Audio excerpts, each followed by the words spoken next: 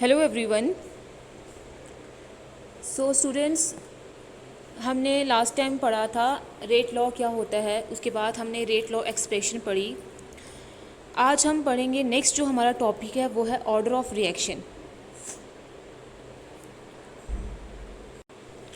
सो आज का जो हमारा टॉपिक है वो क्या है, ऑर्डर ऑफ रिएक्शन।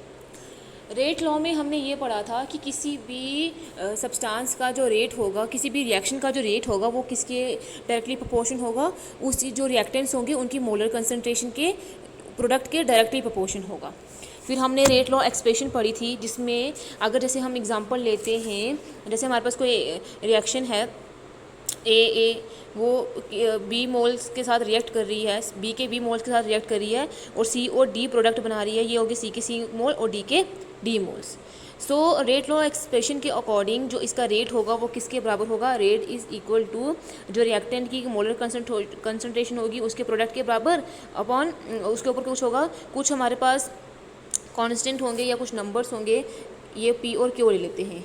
ये जो हमारे पास नंबर्स हैं या जिसको हम क्या बोलेंगे, ये जो कुछ भी बोल सकते हैं, इनको नंबर्स बोल सकते हैं, कांस्टेंट नंबर्स हैं, ये क्या है जिसमें इनके ये जो टर्म्स रेज्ड हैं ऊपर इसके प्रोडक्ट के बराबर होगा। ये जो पी और क्यू हैं, ये जो स्टाइकोमेट्रिक कोफिशिएंट्स ए और बी हैं, ये नहीं होंगे। ये जो हमारे पास कुछ अलग नंबर होंगे जो रेट ऑफ रिएक्शन को डिफाइन करेंगे, और ये स्टाइकोमेट्रिक कोफिशिएंट के बराबर हो भी सकते हैं और नहीं भी हो सकते हैं। ये था रेट लॉ के एक्सप्रेशन के अकॉर्डिंग। अब ऑर्डर ऑफ रिएक्शन क्या होता है? सो ऑर्डर ऑफ रिएक्शन को हम डिफाइन कैसे करेंगे, the sum of the powers to which the concentration terms are raised in the rate law equation to express the observe rate of reaction. Order of reaction किसी का भी क्या होता है उसको हम कैसे डिफाइन करते हैं, ये सम होता है। किसका सम होता है? जिसमें जो मोलर कंसंट्रेशन जो रिएक्टेंट्स की होती हैं, जिसमें ये पावर्स आती हैं जो अभी हम लिखी थी, इन जितनी ये पावर्स होंगी, इन जितने भी जो कंसंट्रेशन है, जो टर्म्स होंगी, पावर जो रेज्ड होगी रेट लॉ इक्वेशन में, उनके सम के बराबर होंगी, उनके सम के इक्वल होंगी। जैसे ये अगर यहाँ पे पी है तो ये क्यू है, तो ये आ जाएगा पी प्लस क्यू, ये आ जाएगा हमारे पास order of reaction. So order of reaction हमने क्या बोला है, the sum of the powers to which the concentration terms are raised in the rate law equation to express the observe rate of reaction.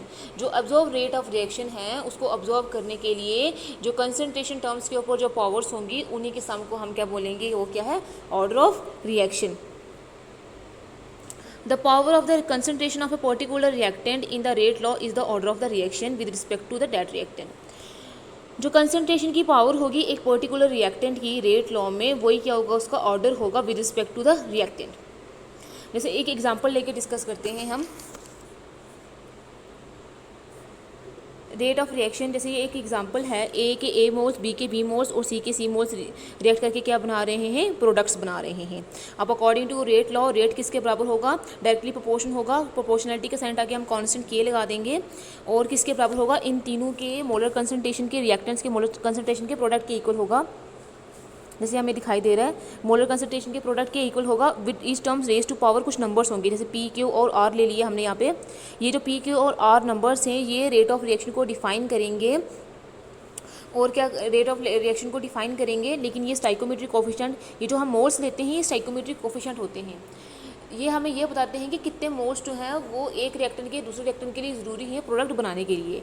तो ये जो numbers हमने लिए हैं, ये जो टर्म्स पावर्स ली हैं, ये इन स्टाइकोमेट्रिक कोफिशिएंट के इक्वल हो भी सकती हैं और नहीं भी हो सकती हैं। नहीं तो ऑर्डर ऑफ रिएक्शन जिसको हम एन से रिप्रेजेंट करें वो क्या होगा, P plus Q plus R.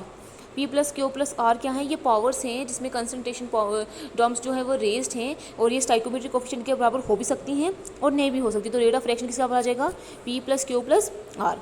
अब ये जो ऑर्डर ऑफ रिएक्शन है ये सिंपल होल नंबर भी हो सकता है, कोई फ्रैक्शनल नंबर भी हो सकता है और ज़ीरो भी हो सकता है, सिर्फ इसकी नेगेटिव वैल्यूज़ नहीं हो सकती हैं।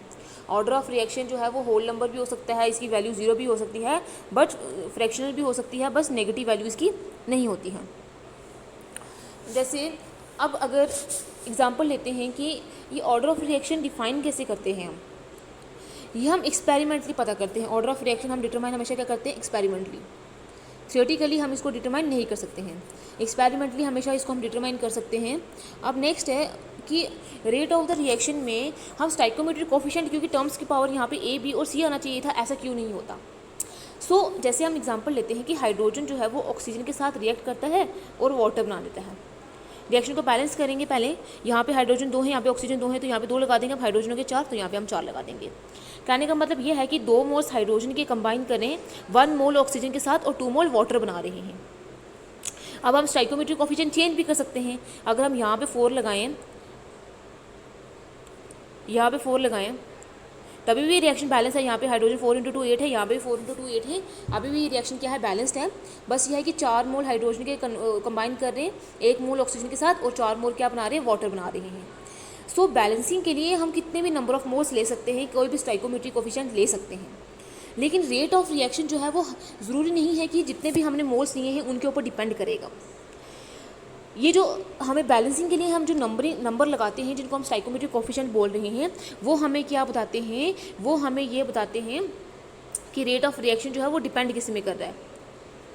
वो हमें ये नहीं बताते कि, वो सिर्फ हमें ये बताते हैं कि स्टाइकोमेट्रिक कोफिशिएंट जो है वो कैसे चेंज हो रही है, बैलेंसिंग के लिए हम यूज़ करते हैं।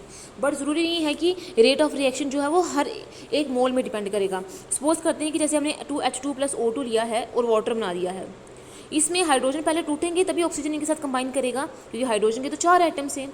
तो ये हमें प्रोपोर्शन के बारे में बताते हैं। ये जो नंबर्स हैं 2, इसके साथ 1 है, इसके साथ भी 2 है, ये हमें क्या बताते हैं, प्रोपोर्शन के बारे में बताते हैं कि कितना प्रोपोर्शन जो है वो हाइड्रोजन का कंबाइन किया है ऑक्सीजन के साथ और वाटर बना दिया हुआ है। ये हमें प्रोपोर्शन के बारे में बताते हैं।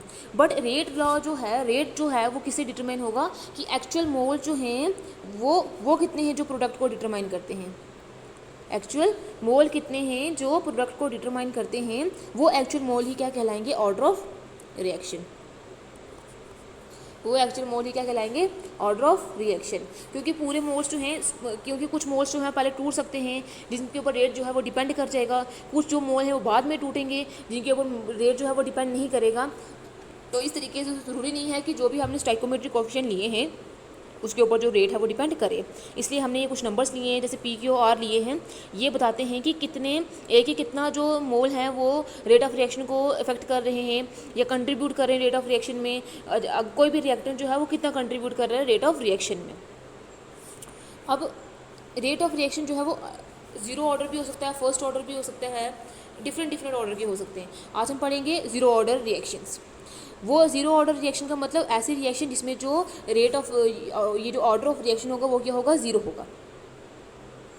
So a number of 0 order reaction are known in which the rate of reaction is independent upon of the concentration of the reactants. एक ऐसी 0 ऑर्डर की रिएक्शंस हम जानते हैं, बहुत सारी 0 ऑर्डर की रिएक्शन हैं जिनमें जो रेट ऑफ रिएक्शन है वो रिएक्टेंट की कंसंट्रेशन के ऊपर डिपेंड नहीं करता है, उसके इंडिपेंडेंट रहता है। फॉर एग्जांपल जो हम डिकम्पोजिशन करते हैं अमोनिया की at the surface of metals like gold, platinum etcetera is a 0 order reaction. For example जब हम क्या करते हैं, अमोनिया की डिकम्पोजिशन करते हैं, अमोनिया का फॉर्मूला क्या है, NH3। ये एक गैस है। जब हम क्या करते हैं, इसकी डिकम्पोजिशन करते हैं प्लैटिनम की प्रेजेंस में, गोल्ड की प्रेजेंस में, तो क्या बनता है, नाइट्रोजन और हाइड्रोजन बना देते हैं। जैसे 2 टाइम NH3 लिया, ये बना दिया N2 और 3 टाइम हाइड्रोजन 3 × 2 6, यहाँ पे 3 × 2 6 और नाइट्रोजन जो है वो 2 है। लेकिन रिएक्शन जो है वो टेम्परेचर कितना लिया हमने, 130 केल्विन, 1130 केल्विन और प्लैटिनम के प्रेजेंस में किया है। अब ये जो गैसी, पहली बात तो ये गैसीज रिएक्टेंट है। दूसरी बात ये कि हम यहाँ पे 2 मोल्स लिए, तो इसका मतलब इसका रेट ऑफ रिएक्शन जो है वो रिएक्टेंट की मोलर कंसंट्रेशन पर डिपेंड करेगा, तो हम ऐसे मानेंगे कि यहाँ पे 2 आ जाएगा। लेकिन ऐसा होता नहीं है, ये इसका ऑब्जर्व किया गया था, क्योंकि ऑर्डर ऑफ रिएक्शन हमने क्या बोला, हम एक्सपेरिमेंटली डिटरमाइन करेंगे। तो ये ऑब्जर्व किया गया है जो रेट ऑफ रिएक्शन है, इस रेट ऑफ रिएक्शन का वो अमोनिया के कंसंट्रेशन में क्या है, इंडिपेंडेंट है। वो रिएक्टेंट की कंसंट्रेशन के ऊपर डिपेंड नहीं करता है। जो इस रिएक्शन का जो रेट है वो रिएक्टेंट की कंसंट्रेशन के ऊपर डिपेंड नहीं करेगा। और रेट किसके बराबर हो जाएगा, डायरेक्टली प्रोपोर्शनल होगा अमोनिया के ऊपर, लेकिन यहाँ भी जरूर लगा देंगे, मतलब इसकी कंसंट्रेशन के ऊपर डिपेंड नहीं कर रहा है। तो प्रोपोर्शनलिटी का साइन उठा के हम इक्वल टू का साइन लगा देंगे, तो कॉन्स्टेंट लगा देंगे। अब 0 है तो 0 की कोई टर्म होगी तो 1 के बराबर होती है, तो K × 1 क्या आ जाएगा, K। तो रेट किसके बराबर होगा, रेट कांस्टेंट के बराबर होगा। इस रिएक्शन का ऑर्डर क्या होगा, 0 ऑर्डर, क्योंकि इसमें जो रिएक्टेंट की कंसंट्रेशन पे रेट डिपेंड ही नहीं कर रहा है। क्यों डिपेंड नहीं कर रहा है? पहली बात तो ये कि ये गैस है। अब गैस के केस में कंसंट्रेशन के ऊपर डिपेंड नहीं करता, वो हम फर्दर आगे डिस्कस करेंगे। दूसरी बात, ये जो रिएक्शन है इसमें मेटल जो है प्लेटिनम गोल्ड या मेटल प्लेटिनम ले सकते हैं या गोल्ड ले सकते हैं, वो एक्ट करेगा एज ए कैटलिस्ट। अब कैटलिस्ट का काम क्या होता है? रिएक्शन की स्पीड को बढ़ाना, इंक्रीज़ करना, और रिएक्शन को जो एक आधे घंटे में हो रही थी उसको 2 मिनट में कंप्लीट करवाना। कैटलिस्ट का काम यही होता है। वो सरफेस एरिया प्रोवाइड करता है रिएक्शन के होने के लिए। तो ये जो रिएक्शन है ये मेटल के प्रेजेंस में हो रही है, इसमें मेटल जो है वो एज ए कैटलिस्ट एक्ट कर रहा है। तो हाई प्रेशर में जब अमोनिया को हम हाई प्रेशर में रखेंगे तो जो सरफेस होगा मेटल का वो क्या हो जाएगा, पूरे जो प्लेटिनम का, अगर हम प्लेटिनम लेते हैं, गोल्ड और प्लेटिनम में से कोई भी ले लेते हैं, तो जब हाई प्रेशर होगा तो ये अमोनिया के जो मॉलिक्यूल्स होंगे वो इस प्लेटिनम को जो ये एक्ट कर रहा है एज ए कैटलिस्ट, इसके सरफेस को कम्प्लीटली क्या कर देंगे, कवर कर देंगे। कवर करने के बाद क्या होगा, फिर कवर करने के बाद क्या होगा, प्रेशर के इंक्रीज़ होने की वजह से यहाँ पे जब हम गैसेस का केस लेते हैं तो प्रेशर ही लेते हैं एज अ कंसंट्रेशन को टर्म। तो जब हम प्रेशर को इंक्रीज़ करेंगे मतलब कंसंट्रेशन गैस फेस की इंक्रीज़ करेंगे। जब हम प्रेशर को इंक्रीज़ करेंगे तो अगर हमने जैसे इस हम बीकर लिए यहाँ पे गैस के मॉलिक्यूल्स हैं, तो प्रेशर को इंक्रीज़ करेंगे तो गैस के जो मॉलिक्यूल्स हैं इनकी कंसंट्रेशन जो है वो इंक्रीज़ हो जाएगी। ये पहले दूर दूर थे, अब ये इकट्ठे होना स्टार्ट हो जाएंगे। तो गैस फेस जो है उसका अगर जब हम प्रेशर को इंक्रीज़ करेंगे तो कंसंट्रेशन का या प्रेशर का रिएक्टेंट के अमाउंट के सरफेस के ऊपर कोई इफेक्ट नहीं करेगा, क्योंकि प्लेटिनम जो है वो एक्ट कर रहा है एज ए कैटलिस्ट, यही रिएक्शन को स्पीड अप करेगा। तो रिएक्टेंट के कंसंट्रेशन के ऊपर रेट जो है वो डिपेंड करेगा ही नहीं, प्लेटिनम की कंसंट्रेशन के ऊपर डिपेंड करेगा। तो इसलिए हम बोलते हैं कि यहाँ पे जो रेट ऑफ रिएक्शन होगा वो क्या होगा, 0 के बराबर होगा। तो मतलब ऑर्डर ऑफ रिएक्शन क्या होगा, 0 होगा। वैसे एक और एग्जांपल है, जो रेट ऑफ रिएक्शन है वो कंसंट्रेशन के ऊपर डिपेंड नहीं कर रहा, तो इसलिए ये जो रिएक्शन है वो 0 ऑर्डर की रिएक्शन है। तो 0 ऑर्डर रिएक्शन क्या होती है, इसमें जो रेट ऑफ रिएक्शन है वो रिएक्टेंट की कंसंट्रेशन के ऊपर डिपेंड नहीं करता है। सिमिलरली जो थर्मल डिकम्पोजिशन होती है हाइड्रोजन आयोडाइड की गोल्ड के सरफेस में, वो भी एक 0 ऑर्डर रिएक्शन है। जैसे HI हाइड्रोजन आयोडाइड, ये रिवर्सिबल रिएक्शन है, गोल्ड के प्रेजेंस में करेंगे, इसको हीट करेंगे तो ये H2 और I2 बना देगा। यहाँ पे 2 लिए हुए तो यहाँ पे 2 लगा देंगे, ये भी 2 हो गए, ये भी 2 हो गए। अब ये जो रिएक्शन है ये भी 0 ऑर्डर रिएक्शन है, क्योंकि इसमें भी क्या है, कैटलिस्ट गोल्ड एज एक्ट कर रहा है। कैटलिस्ट जो सरफेस एरिया प्रोवाइड करेगा इन रिएक्टेंट्स को रिएक्ट करने के लिए, तो इनमें रिएक्टेंट्स की कंसंट्रेशन को कोई काम ही नहीं है। रेट ऑफ रिएक्शन किसके ऊपर डिपेंड करेगा, इस कैटलिस्ट के ऊपर, ये रिएक्शन को स्पीड अप करेगा। तो इसलिए रेट ऑफ रिएक्शन जो है वो HI के 0 कंसंट्रेशन के बराबर होगा, डायरेक्टली प्रोपोर्शन। और अगर कांस्टेंट हटाएंगे, प्रोपोर्शनलिटी का साइन हटाएंगे तो कांस्टेंट लगाना पड़ेगा, तो ये आ जाएगा हमारे पास। तो रेट ऑफ रिएक्शन जो है वो किसके ऊपर, 0 कंसंट्रेशन के ऊपर डिपेंड कर रहा है, तो ऑर्डर ऑफ रिएक्शन भी क्या होगा, फिर 0 होगा। अब एक बात हमें ध्यान रखनी है, अगर जो रिएक्शन है वो गैसेस, जो रिएक्टेंट्स हैं वो गैसेस हैं हमारे पास, अगर हमारे पास रिएक्टेंट्स क्या हैं, गैसेस हैं, तब क्या होगा, रेट ऑफ रिएक्शन जो है वो प्रेशर के ऊपर डिपेंड करेगा।